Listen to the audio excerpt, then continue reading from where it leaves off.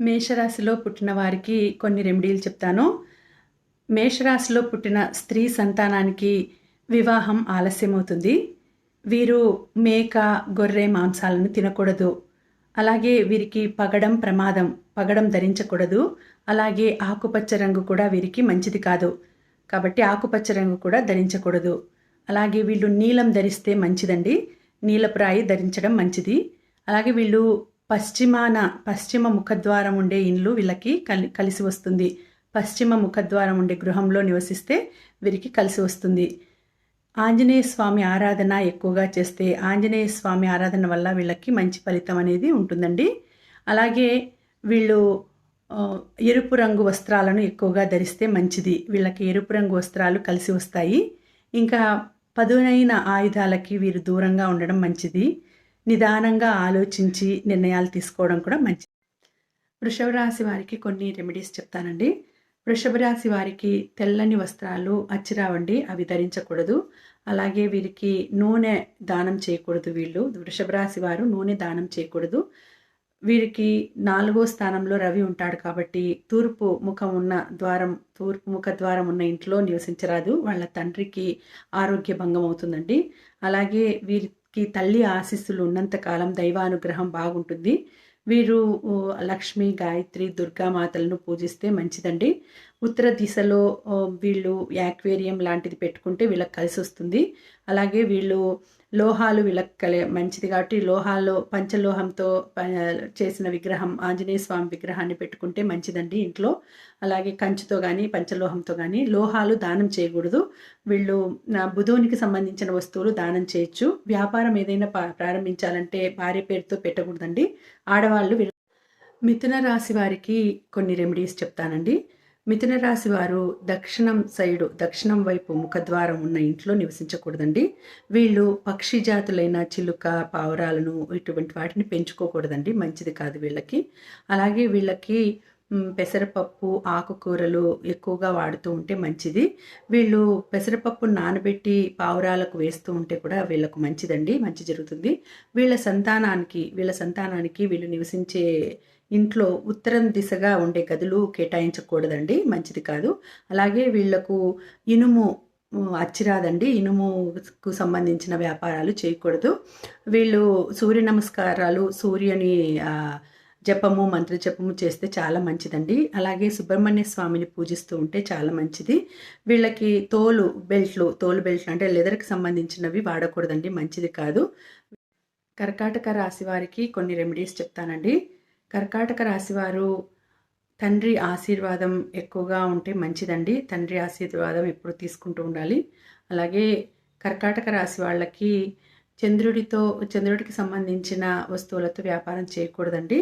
వీళ్ళు ఉప్పు వ్యాపారం కూడా వీళ్ళకి పనికిరాదు, మంచిది కాదు. వీళ్ళు తల్లి సైడు బంధువుల అమ్మాయిని, అంటే తల్లి సైడు ఉన్న బంధువుల బంధువుల అమ్మాయిని పెళ్లి చేసుకుంటే కలిసి వస్తుందండి వీళ్ళకి. వీళ్ళు పశ్చిమ ముఖద్వారం ఉండే ఇళ్లలో నివసిస్తే కలిసి వస్తుందండి వీళ్ళకి. సుబ్రహ్మణ్య స్వామి పూజ చేస్తే కూడా బాగా మంచిదండి వీళ్ళకి.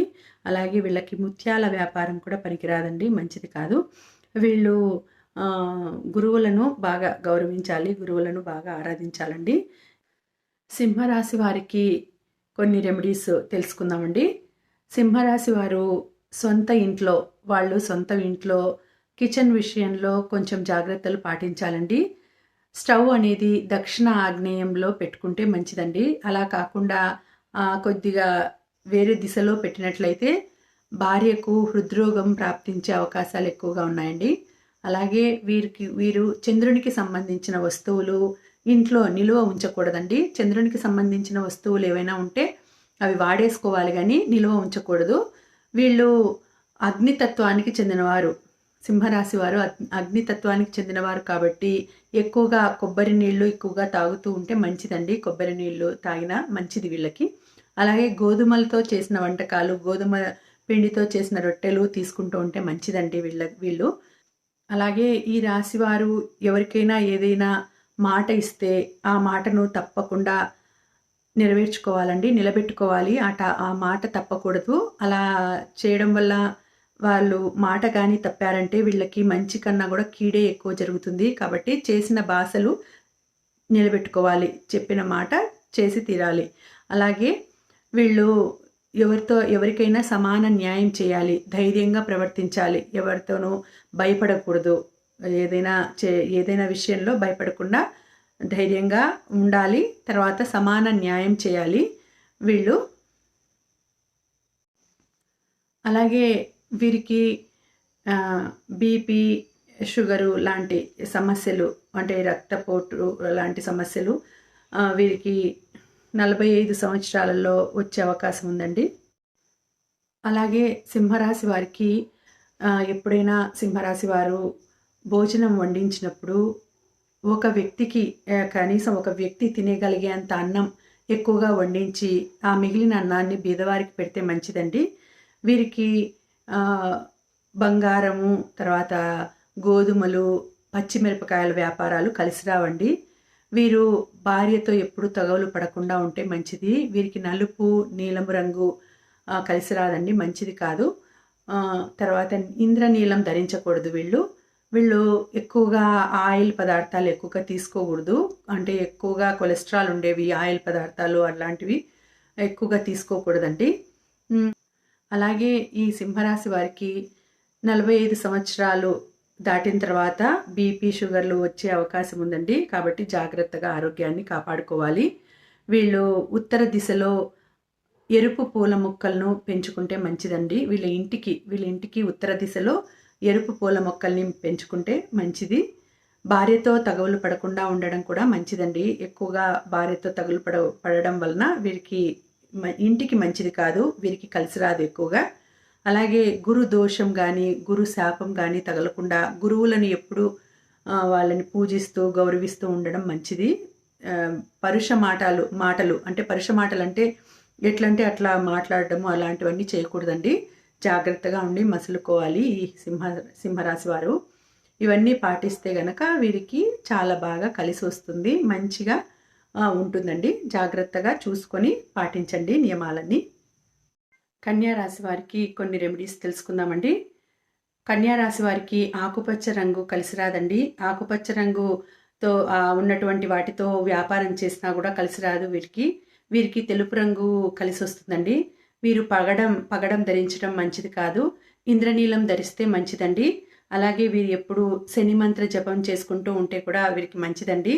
వీరు ఆగ్నేయ దిశలో ఎక్కువ బరువు పెట్టకూడదండి. అంటే వంటింట్లో ఆగ్నేయ దిశలో ఎక్కువ బరువు ఉండే వస్తువులు పెట్టకూడదు, వీళ్ళకి కలిసి రాదు. అలాగే నైరుతి దిశలో పెద్ద పెద్ద ఆకులున్న చెట్లను కూడా పెంచకూడదండి. వీరికి మేనమామల ఆశీర్వాదం బాగా కలిసి వస్తుంది. వీరికి 28 సంవత్సరాలలో వివాహం చేసుకుంటే బాగా కలిసి వస్తుందండి. అలాగే వీరు ఇంట్లో కూడా ఎప్పుడు ఆడవాళ్ళ అంటే భార్యతో కానీ తల్లితో కానీ ఎప్పుడు గొడవలు పెట్టుకోకూడదండి. తులారాశి వారికి కొన్ని రెమెడీస్ చెప్తానండి. తులారాశి వారికి జన్మరాశి రంగు తెలుపండి. తెలుపు మంచిది, కలిసి వస్తుంది. అలాగే నలుపు మంచిది కాదండి వీళ్ళకి. అలాగే వీరికి కలిసి రాని వ్యాపారం అంటే ఫర్నిచర్, వుడ్డుతో తయారు చేసినవి, అంటే కర్రల వ్యాపారము, వుడ్డుతో తయారు చేసిన వ్యాపారాలు కలిసి రావండి. కలిసి వచ్చే వ్యాపారం అంటే వీరికి పాలు, పంచదార, వెండి ఆభరణాలు, పెయింటు, అలాగే ఇంకా పాలతో చేసిన వస్తువులు అవి కలిసి వచ్చే వ్యాపారాలండి. అలాగే తూర్పు వైపున వీళ్ళు ఎక్కువ బరువు పెట్టకూడదండి. అలాగే దక్షిణ ముఖ ద్వారం ఉండే ఇంట్లో వీళ్ళు నివసించకూడదు, మంచిది కాదు. వీళ్ళు ఆగ్నేయ దిశలో తలపెట్టి నిద్రపోకూడదు. ఆగ్నేయ దిశలో లక్ష్మీదేవి పటం కూడా పెట్టకూడదండి. వీరికి పశ్చిమ దిశలో సైకిళ్ళు లాంటి లోహాలు పెట్టకూడదు. అలాగే వీరు వృశ్చిక రాశి వారికి కొన్ని రెమెడీస్ చెప్తానండి. వృశ్చిక రాశి వారు పాలు కాచేటప్పుడు పాలు పొంగి ఆ మండుతున్న పొయ్యిలో పడకుండా చూసుకోవాలండి. అలా పొయ్యిలో పడడం వల్ల వీరికి మంచి జరగదు, మంచిది కాదు. అలాగే పాలను ఇంటిని దాటించకూడదు, గడప దాటకూడదు. పాలు అంటే పాలని ఎవరికి కానీ అప్పుగా ఇవ్వడం కానీ దానంగా ఇవ్వడం కానీ చేయకూడదండి. అలాగే వీళ్ళు దక్షిణ ముఖద్వారం ఉన్న గృహంలో నివసించకూడదండి. దక్షిణ ముఖద్వారం వీరికి అచ్చిరాదు. అలాగే ఇంట్లో ఆంజనేయ స్వామి, సుబ్రహ్మణ్యేశ్వర స్వామి పటాలు ఉండడం చాలా మంచిదండి. వీరికి ఉద్యోగంలో ఉన్నత స్థానం లభిస్తుంది. వీరు ఎక్కువగా వెండి పాత్రలను ఉపయోగిస్తూ ఉంటే మంచిది. అలాగే జింక బొమ్మ అంటే లేడీ బొమ్మ ఇంట్లో పెట్టుకోవడం కూడా చాలా మంచిదండి వీళ్ళకి. ఉత్తర దిశలో పూల మొక్కలు పెంచకూడదండి, మంచిది కాదు. తులసమ్మని పెట్టుకోవచ్చు. అలాగే వీరికి తల్లి ఆశీర్వాదం ఉంటే చాలా మంచిది. ధను రాశి వారికి కొన్ని రెమెడీస్ తెలియజేస్తానండి. ధను రాశి వారు ఉత్తర ముఖ ద్వారం ఉండే ఇంట్లో నివసించకూడదండి, వాళ్ళకి కలిసి రాదు. ఉత్తర ముఖ సింహద్వారం ఉండే ఇంట్లో ఉండకూడదు. అలాగే వీరు పసుపు రంగు వస్తువుల్ని దానంగా ఇవ్వకూడదండి. శనగలను కూడా దానంగా ఇవ్వకూడదు. అలాగే ఆకుపచ్చని వస్త్రాలు ఎక్కువగా ధరించకూడదు. వీరు రావి చెట్టును పూజిస్తూ ఉంటే మంచిదండి. వీరికి ఆగ్నేయంలో ఎక్కువ పెంచకూడదు, ఆగ్నేయంని పెంచకుండా చూసుకోవాలి. దక్షిణంలో అధిక బరువులు ఉంచకూడదండి. తూర్పు వైపున తల పెట్టి శయనిస్తే మంచిదండి. తూర్పు వైపునే పడుకుంటే మంచిది. అలాగే తూర్పు వైపున ఇండోర్ ప్లాంట్స్ పెట్టుకుంటే కూడా ఇంటికి మంచిదండి. వీరు గుర్రపు బొమ్మను దానంగా ఇస్తే కూడా మంచిది. అలాగే హరివంశాన్ని తర్వాత విష్ణు సహస్రనామాన్ని పారాయణం చేస్తే మంచిది. అలాగే కలప వ్యాపారం వీరికి బాగా కలిసి వస్తుందండి. తల్లి మకర రాశి వారికి కొన్ని రెమెడీస్ చెప్తానండి. మకర రాశి వారు పాత ఇనుము వస్తువుల్ని నదిలో వేసేస్తే మంచిదండి, నీళ్ళల్లో పారే నదిలో అట్లా. అలాగే ఇనుప వస్తువులు దానంగా ఇస్తే కూడా మంచిది. వీరు నీలం రంగు ధరించకూడదండి, నీలం రంగు వస్త్రాలు ధరించకూడదు. వీరికి దక్షిణ దిశ ముఖద్వారం కలిసి వస్తుందండి. అలాగే వీరు ప్రతిరోజు మర్రి చెట్టుకు పాలు పోస్తే మంచిదండి. తెల్లని సువాసన గల పువ్వులు ఇంట్లో పెంచితే మంచిది. దక్షిణ దిశలో ఉండే గదికి ఎప్పుడు చీకటిగా ఉంచరాదు, ఆ గదిని. అది ఎప్పుడు వెలుతురుగానే ఉండాలి. ఎరుపు రంగును ఉపయోగించకూడదు వీరు. అలాగే వీరు హనుమత్ స్తోత్రము, హనుమత్ మంత్ర జపము చేస్తే చాలా మంచిదండి, వీరికి కలిసి వస్తుంది. కుంభరాశి వారికి కొన్ని రెమెడీస్ తెలియచేస్తానండి. కుంభరాశి వారు వాయుతత్వం కల శరీరం కలవారండి, కాబట్టి వీరికి వాత రోగాలు వస్తూ ఉంటాయి, జాగ్రత్తగా ఉండాలి. వీరు శనికి చంద్రునికి సంబంధించిన వస్తువులు దానంగా తీసుకోకూడదండి. వీరు దక్షిణం వైపున నీళ్ళ ట్యాంకు పెట్టుకోకూడదండి. అలాగే ఆకుపచ్చని వస్త్రాలు వీరు ధరించకూడదు, ఆకుపచ్చని వస్తువులు వాడకూడదండి, ఆకుపచ్చ రంగు వాడకూడదు. వీరి ఇంట్లో ఖచ్చితంగా లక్ష్మీదేవి ఫోటో ఖచ్చితంగా ఉండాలండి. అలాగే వీరు హనుమత్ స్తోత్రము, హనుమత్ జపము చేసుకుంటే వీరికి చాలా మంచిది. వీరికి పిత్రార్జితం ఆస్తి కలిసి, ఆస్తితో వీళ్ళు వ్యాపారం గనక చేస్తే కలిసి వస్తుందండి వీరికి. అలాగే వీరు మేనమామతో బాగా ఉండాలి, మేనమామతో గొడవలు పడకుండా ఉంటే చాలా మంచిదండి వీరికి. ఇక రాశులలోకెల్లా చివరి రాశి అయిన మీనరాశి గురించి కొన్ని రెమెడీస్ తెలుసుకుందామండి. మీనరాశి జలరాశి కాబట్టి నదీ తీర క్షేత్ర దర్శనం చేసుకుంటే మంచిదండి. అలాగే శని క్షేత్రం దర్శనం కూడా మంచిది. వీరు సంతాన గోపాల స్తోత్రము లేదంటే విష్ణు గాయత్రి పఠిస్తూ ఉంటే మంచిదండి. వీరు ఏ రత్నం కానీ మాణిక్యం కానీ ధరించకూడదు, ఎందుకంటే ధరిస్తే వీరికి హృద్రోగం అంటే హార్ట్ అటాక్లు వచ్చే ఛాన్స్ ఉంది, కాబట్టి వీరు ఎటువంటి రత్నాలు ధరించకూడదు. అలాగే ఈ రాశి చంద్రునిలో 5వ భాగం కాబట్టి వీరికి స్త్రీ సంతానం ఎక్కువగా ఉంటుంది. వీరు కోళ్లకు ఆహారం వేస్తూ ఉండాలి, అప్పుడప్పుడు కోళ్లకు ఆహారం వేస్తే మంచిదండి. అలాగే వీరు ఆరు బయట స్నానం మంచిది కాదు, వీరికి ప్రమాద సూచకము. వీరు ఏదైనా కానీ దైవికంగా వీరికి ప్రాప్తిస్తే మంచిదే కానీ యాచన చేయకూడదు, ఎవరిని యాచించకూడదండి. వీరు ఇంకా దక్షిణం వైపు గదులలో నిద్రించకూడదు, మంచిది.